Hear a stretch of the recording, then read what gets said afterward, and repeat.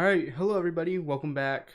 This is a really quick review video for GAM345 at Southern New Hampshire University. The title of this class is Data Structures and Algorithms for Games.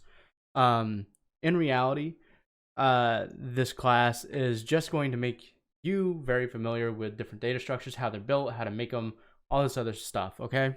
So for this review video, we're just going to go over I believe it's 5 or 6 different questions that Dave gave his students for like review for his midterm. And so yeah, we're going to go right into it.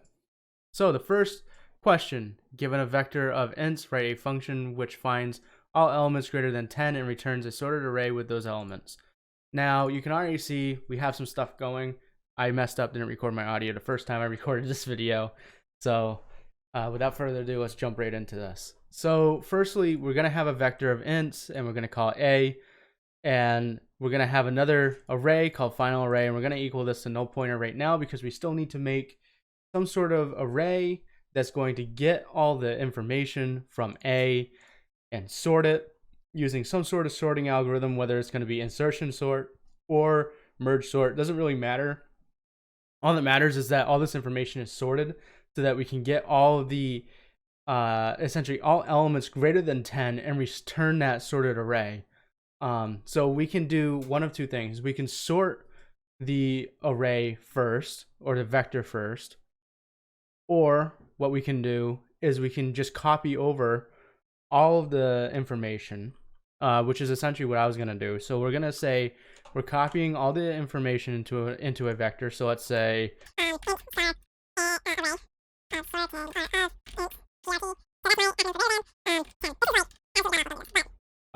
essentially we're going to have this equal to some sort of array that has the capacity. So we use the new operator, so new. And it'll get you the size of whatever A is, and so you should have more than enough space now. Now you might not actually, this might not work for you. You'll probably have to do dot size of or something like that. That's totally fine. I'm not super worried about it. Now for this next slot, we need to say int temp size to essentially just keep track of how big our size is, because we're going to get all the information, so all the integers that are greater than 10. So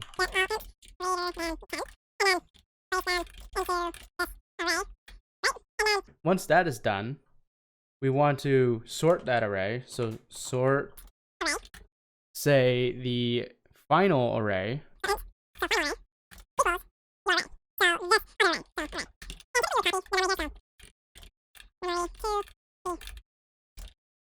And then return the final array. Now, what you could also do is just return array, because now that it's sorted, you could just send it off. That's what you can do if you want to really conserve memory. When I first did this, I decided to say, you know what, I don't want to conserve memory. I just want to make sure I get the concept. This is how I did it, not at all how you have to do it. So the next question is, given a linked list of integers, write a function that finds the sum of all elements. So really quickly, I'm going to go ahead and write this down, and we'll come back in a second.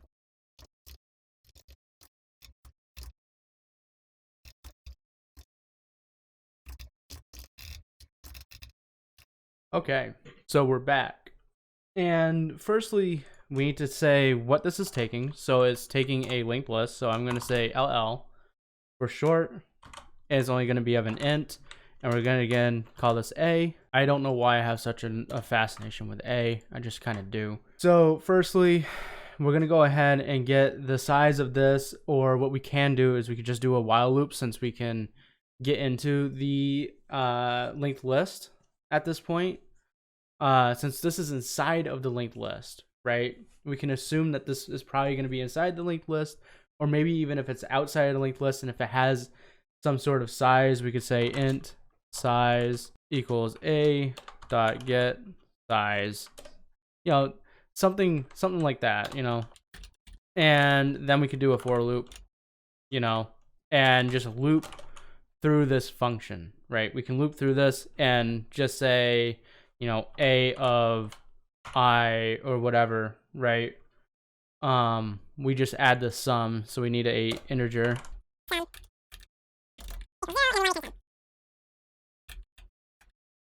And there you go. That would be your function basically. Sum plus equals a, and that's it. It's that simple. So that is number 2. Number 3, let's figure that one out really quick. Number 3 is write a function which takes two sorted arrays, A and B, and returns a new sorted array containing all elements from A and B.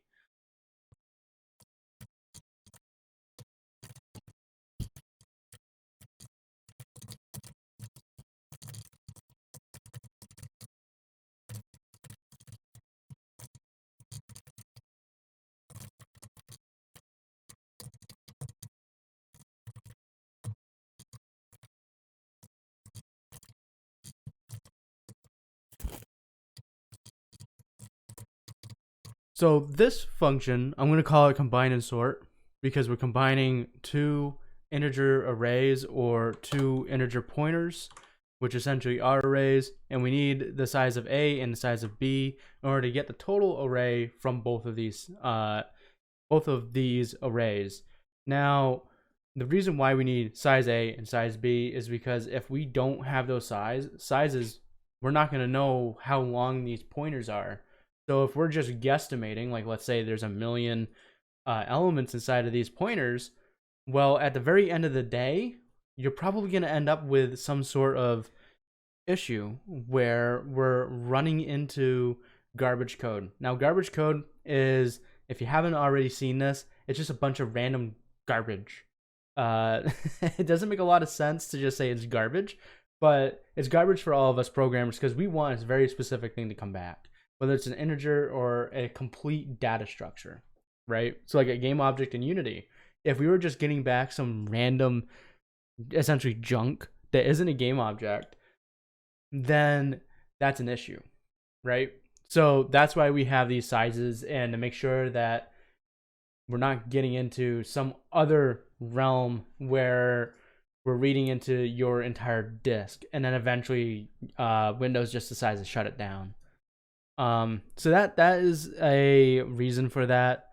So we're going to make indexes for both A and B, because we're going to have to sort through these or loop through them and then add them into the new array, which is this, I'm going to call it the sorted array. So then we want to get the total size before we add anything into this new array. Then we're going to create this new array with the size or the capacity for both of these arrays, so A and B. So all we're going to do is we're going to add size of A and size of B together to get the total size. We're going to create this new array. Then we're going to add all the information from A and B, because we can't just copy over the information using memcopy, because it will just overwrite the information twice. Now, and then we need to sort that array and then return that sorted array. Now, to sort this array, you could do one of two things.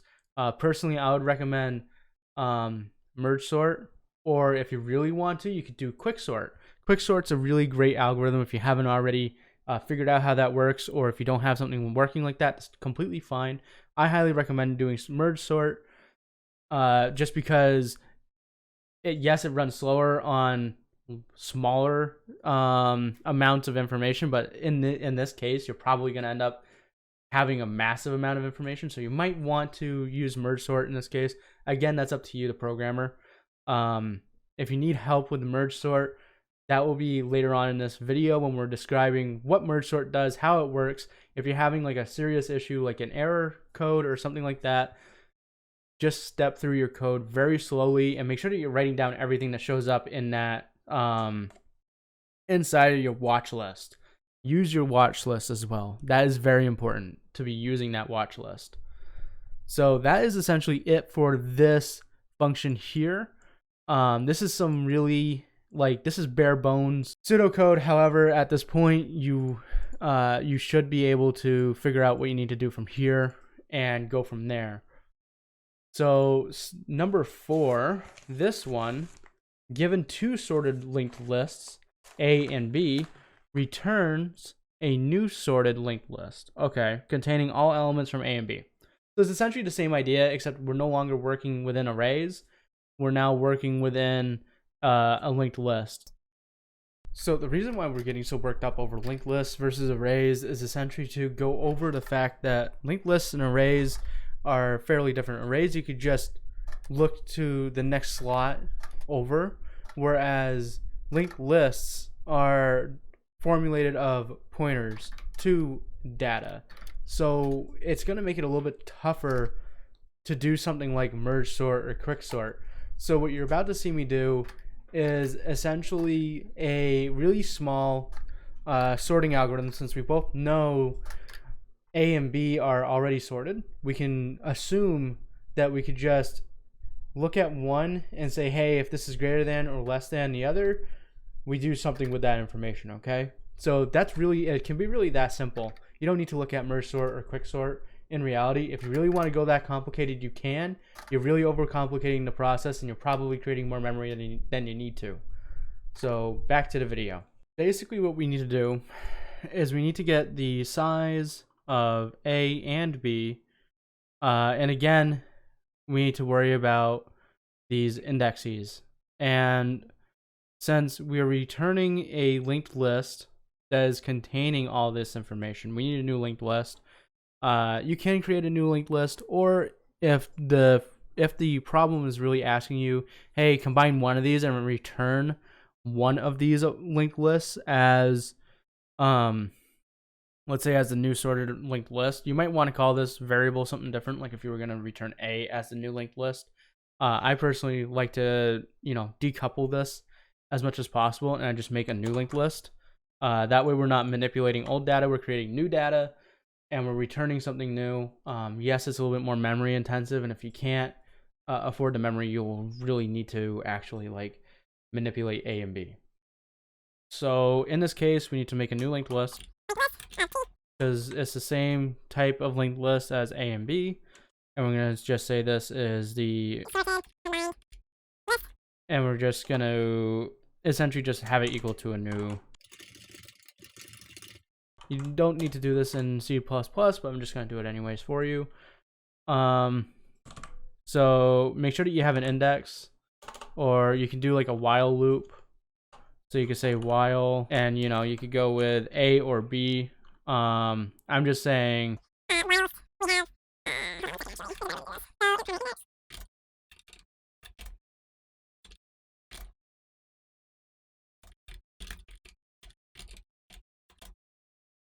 so right here, what we're talking about is we're going to have a index called B, index named primary index, which we're going to call A. For right now, we're just going to use that. And essentially what we're going to go through is we're going to say, okay, if B index is less than, so if statement. And whenever we say, hey, we need to compare something, automatically know, hey, this should be an if statement or a switch statement or something like that. If you're working with enums, switch statements are the best to go, unless there's only 3 or 4, then you could use a if statement. However, if you're doing a lot of comparing, like integers and floats or whatever, use if statements. That's the best way to do it, in my opinion. Everybody else is going to have their own practices. That's mine. So while index B is less than the size of B, so now we just need to check. So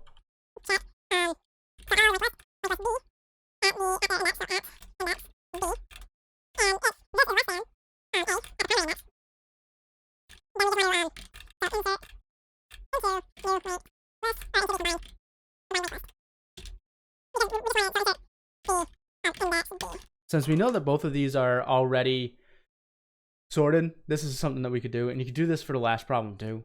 I personally just like to throw it all into one thing and go.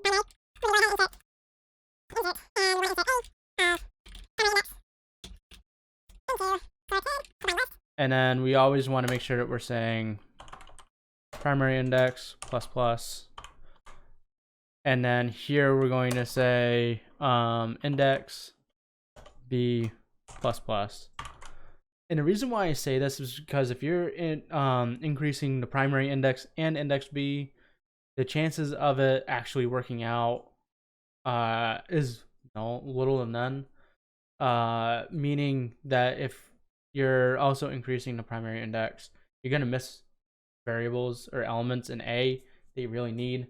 So the best way to do it is do one or the other as the main if statement. Otherwise, we go with A and we insert that first. So essentially, this is always saying, hey, if B is less than A, we're going to insert B. Otherwise, if B is greater than A, we're going to insert A.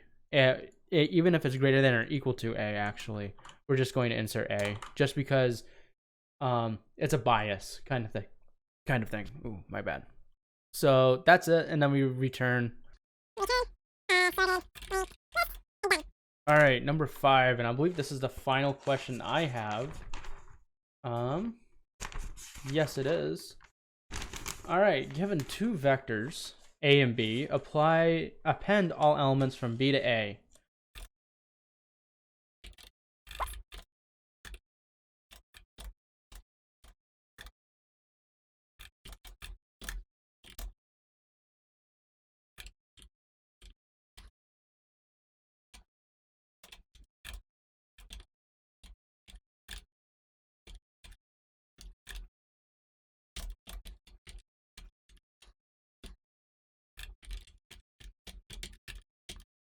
So this one I decided not to do pseudocode just because it's a very, very, very simple.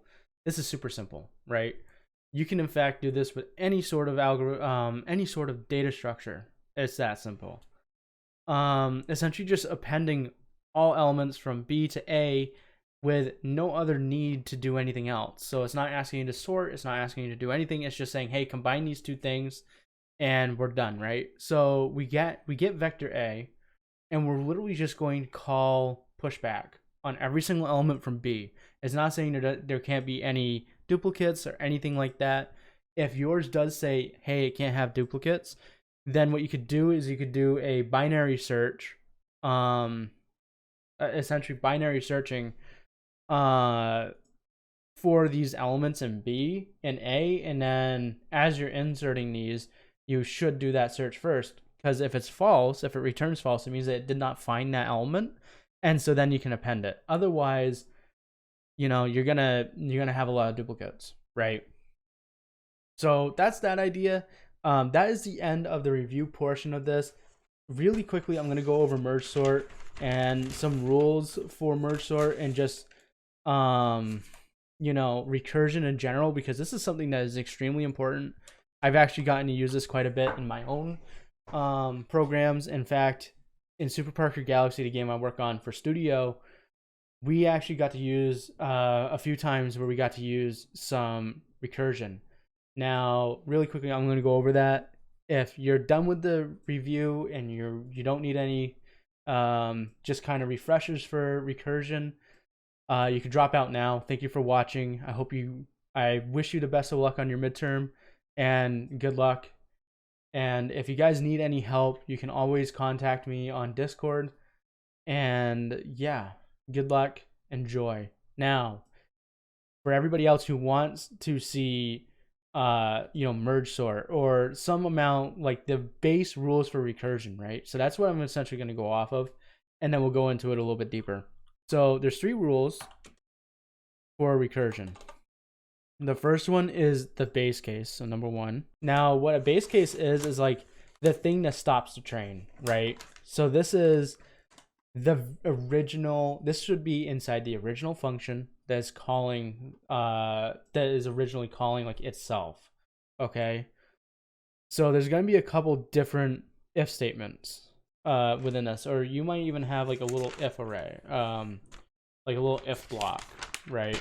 And when I mean if block, I mean like, you might have something that's saying, hey, if, this is greater than this, then we do something else. And of course, it's always going to typically look something a bit more like.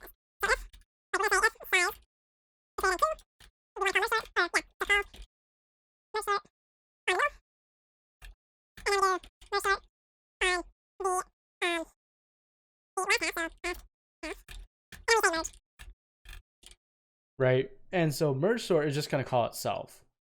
And so if size is greater than 2, we do this. We just sort it, right? So we say if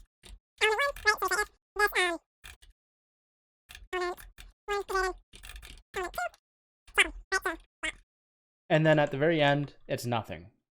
Basically, like that is your base case. Every single function will always have some sort of thing like this. So some sort of if I call them if arrays. There's definitely some other proper information for that, and I might leave that in the video here. So that's the first thing for base cases. Now let me go back to the rules really quick because I don't remember them all off the top of my head because I'm not using recursion all the time. So we converge on the base case, which is exactly this. Whenever we're calling merge sort, we're getting closer and closer to this base case, which is as long as size is greater than 2, we call this. Otherwise, if it's equal to 2, we swap. And then if it's less than 2, which is essentially what this means, is that as long as this is greater than 2 or equal to 2, we do something. Otherwise, if it's less than 2, if it's just one element or 0 elements, which is not possible, then we could do nothing, essentially. If base case is out, there's no recursion anymore, you're not leaking memory at the moment, you'll be fine, right? You're not going to crash.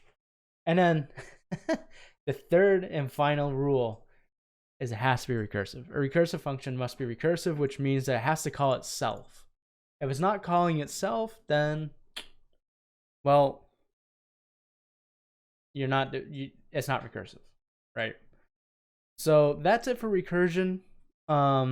It seems really simple. It can get really icky when you're trying to debug it. The best way to debug this is, number one, you really, really should have, and Dave will agree with me 100% on this, have a notebook next to you. Always, whenever you're programming. And I know it might be like a roll of your eyes because you have a computer, you could just use notes. You could do that too, whatever floats your boat. But for me, writing it down on a piece of paper next to me works. And you can see whiteboard behind me. I have a whiteboard in my office or just wherever I can have one. So that way, when I run into something like this, I can visualize it. Visualizing it is key, especially when you're doing something as complicated as recursion, because recursion doesn't always make it simple, right? It's not easy to essentially fix when it's broken. So that is it for this video. Thank you guys very much for watching, and I hope you guys enjoyed it. I hope this helps in some way at this point, because your midterm is in 2 days. And yes, this is a little late. However, you now have all the information that you need to essentially do well. And if you've been taking notes, good. If not, this is your sign to start taking notes. I have 2 books we called the Bible in my class, Volume 1 and Volume 2 of GAM345. And I use them almost all the time, constantly, just because I'm not always writing in C++. Most of the time it's C#. So that's my recommendation to you guys. But thank you guys for watching. And as always, have a great rest of your day. Study up, study hard, keep programming. And don't forget to get plenty of rest and to eat and drink. That is extremely important, especially in these times. Have a good one. See you later.